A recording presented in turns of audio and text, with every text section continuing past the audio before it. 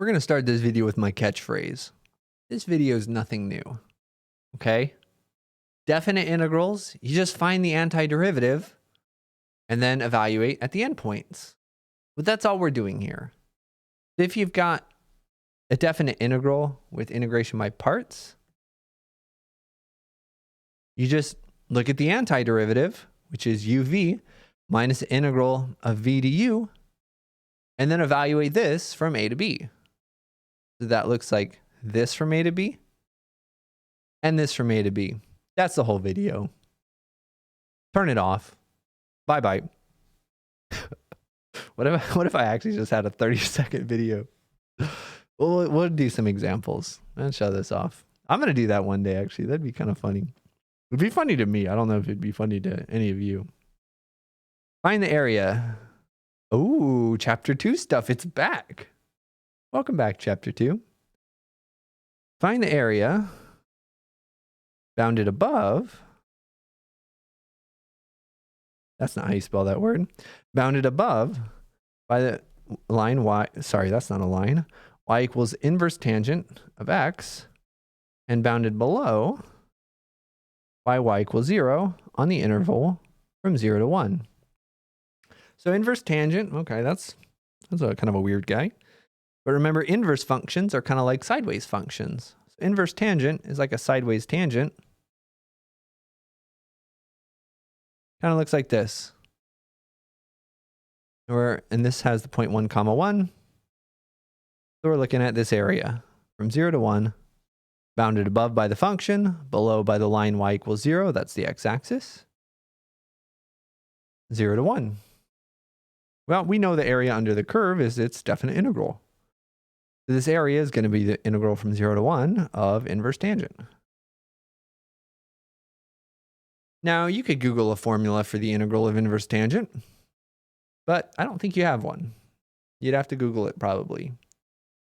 Or we could use what we know about integration by parts to find the integral of inverse tangent. It's just like the last example. We don't know its integral. We do know its derivative. Let's use integration by parts. Have this be something we differentiate. Have this be something we integrate. And let's see what we get.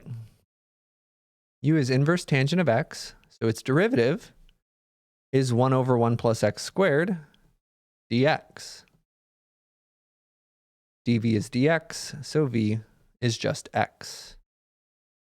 Integration by parts formula says we get uv, which is x inverse tangent x, evaluated from 0 to 1, minus the integral from 0 to 1 of v du. Ah, look at this. Why is this nice? Well, the first thing, we can just evaluate. The second thing, oh, do we use integration by parts again? No. We do a u substitution because the derivative of the bottom is on the top. Anytime that we have something and its derivative appears something else, that's basically what u substitution's for.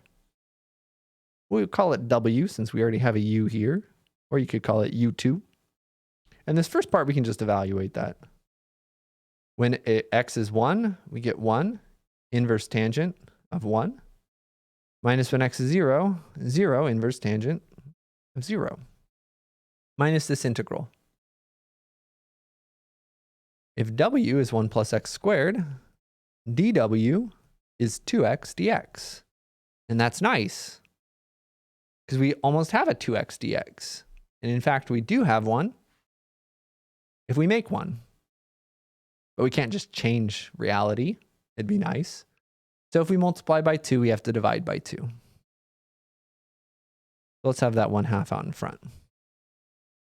And then we have 1 over 1 plus x squared times 2x dx. And we can use our u substitution on that. Because this just becomes 1 over w. And this just becomes dw. Oh, and then we'll have a natural log. So what's the inverse tangent of 1? Oh, this is not the 0.1 comma 1, Jason. Don't be silly. What's the inverse tangent of 1? Tangent of what angle is equal to 1? Pi over 4. The inverse tangent of pi over 4. Wait a minute. Inverse tangent of 1 is pi over 4. I got worried there for a second. Tangent of pi over 4 is 1, so inverse tangent of 1 is pi over 4. We are going from 0 to 1. This picture was correct. I just had the wrong y value. Great. This becomes pi over 4 times 1. Inverse tangent of 0 is 0. This becomes 0. Minus 1/2 integral. Now we're doing a w substitution. So if x was equal to 0, what is w? 1 plus 0 squared. If x is equal to 1, what is w? W is 1 plus 1 squared. This is the integral from 1 to 2 now of 1 over w dw. Now this is something that's really easy to confuse. Remember when we introduced u substitutions? We changed the limits of integration so that we didn't have to go back to our original variable. It can be really easy to flip and get it confused. Like, do I need to go back to my original variable or not? So it's very important. If you want to leave these, if you want to write like x equals 0 right here and not update the limits, you can do that. As long as you remember that your limits are in x. I'm going to try to be consistent and update my limits of integration, but I recognize that it's very easy to be unsure. When do I have to go back to x and when do I not have to go back to x? Short answer is if you update your limits of integration, you don't have to go back. We get pi over 4 minus 1/2 this integral, which is the natural log of the absolute value of w, evaluated from 1 to 2. We can keep things in terms of w because this is in terms of w. Pi over 4 minus 1/2, natural log of 2 minus the natural log of 1. Don't need absolute values. The inside's positive anyway. The natural log of 1 is 0. So our answer is just pi over 4 minus ln 2 over 2. Kind of a weird answer. There we go. Let's check our answer with Desmos. What is the integral from 0 to 1 of arctan of x dx? Is that pi over 4 minus ln 2 divided by 2? Hey, look at that. It is. Neat. And you can also visualize this and do a little approximation. Right? We said the point was pi over 1 comma pi over 4. Let's zoom in on here. How can we approximate this area? We can approximate this area with a triangle. 1/2 the base times the height. And that triangle should have a pretty similar area to the actual area. Not a perfect approximation, but it tells us that ballpark, we're in the right ballpark. If we approximated this area and got like 5, then that'd be no good. But again, we can approximate this area just with this triangle. It'll be kind of close. 0.44, 0.39. All right, that makes me more confident in my answer too. This is nice if we don't have Desmos. If we just have a calculator or something, we could use this to kind of gut check our answer.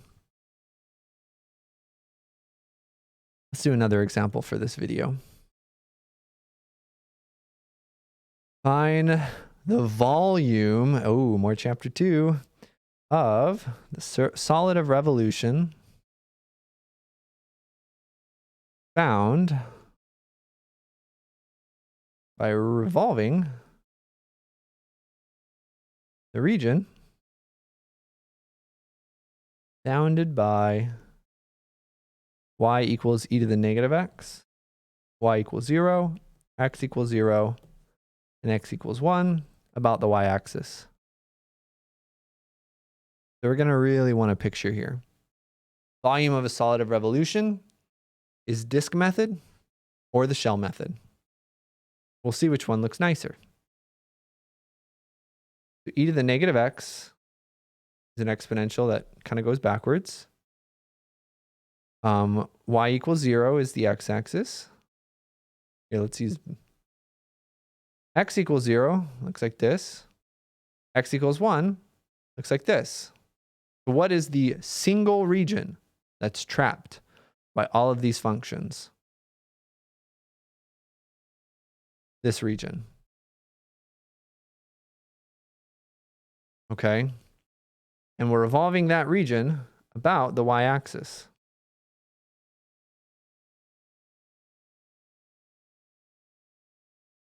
Disk method or shell method, your choice. Use the disk method, you'll have to split it up into 2 parts and get things in terms of y. But if you use the shell method, each one of your shells, hold on, let me try to make this a little easier to see. I don't know if I can actually, right? Each one of your shells is going to look like one of these guys. I really can't draw this. We have the shell that looks kind of like that. Shell method is the worst thing to draw for me. Okay, and so shell method says that the volume is going to be 2 pi integral. It's with respect to it's about the y-axis, so it will be with respect to x. 2 pi x times the function. And x is going from 0 to 1. Well, looky here. This looks like a right proper example of integration by parts. Because this can be differentiated and be really nice. This can be anti-differentiated and not look any worse. Integration by parts is calling your name. All right, that's all we do here. So we'll get the volume is 2 pi. U is going to be x, so du is dx. dv is e to the negative x dx. So v is negative e to the negative x. Remember your chain rule. And integration by parts evaluates the integral, but there is a 2 pi in front. 2 pi will stay in front of the whole thing. We need parentheses.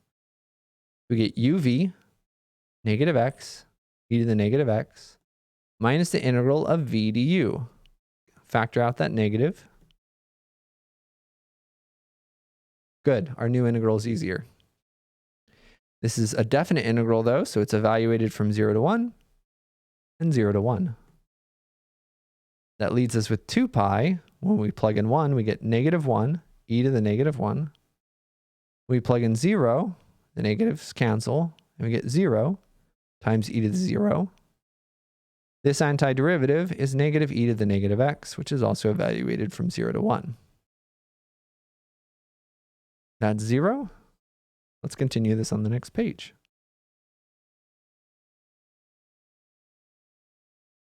We get 2 pi. This becomes negative 1 over e minus e to the negative 1 minus e to the 0. Be very careful with your negatives and what actually is 0 and what isn't 0. Minus 1 over e plus e to the 0 is 1. So we get 2 pi times negative 2 over e plus 1. There's a couple of ways of rewriting this. I'll take this as a final answer, but there are other ways. Let's get an approximation as well. When in doubt, giving both is pretty good. 2 pi times 1 minus 2 over e. 1.660 units cubed. It's a volume. Oh, speaking of which, this was an area. That was about 0.439 units squared. I'll try to specify whether I want exact or approximate, but it's a good idea to give both if I don't specify. And again, this one you can kind of check your answer. It's a little harder, right? This area should be, or this volume should be less than this square rotated around the y-axis. And what is this square rotated around the axis? Well, it's going to be a cylinder with radius 1 and height 1. The volume of a cylinder should be bigger than our actual blue area. Volume of a cylinder is pi times r squared times h. So it's just pi. Oh, our answer is like half of pi. Did I make a mistake, or is it really a really big overestimation? They're the same order of magnitude anyway. Huh. You could get a better approximation by, instead of doing the full over approximation, you could do like kind of a midpoint where the height is not just 1. The height is like the average of 1 and 1 over e. Because this point right here is when x is 1 and y is 1 over e. So this would be an over approximation, and you could get an under approximation by doing same radius, but now the height is 1 over e instead. And maybe somewhere in between these should be our answers. Because again, this is pi divided by e. It's pi over e. 1.156. Wait, 1.156. Yeah, hopefully our answer was actually between each of those. It was 1.6. So our answer is between our overestimation and our underestimation of like actual cylinders. It's just something you can do. Again, another way of checking your answer is like, oh, is it in the right ballpark? Let me know if you have any questions. And yeah, that's definite integrals with a little bit of chapter 2. Bye-bye.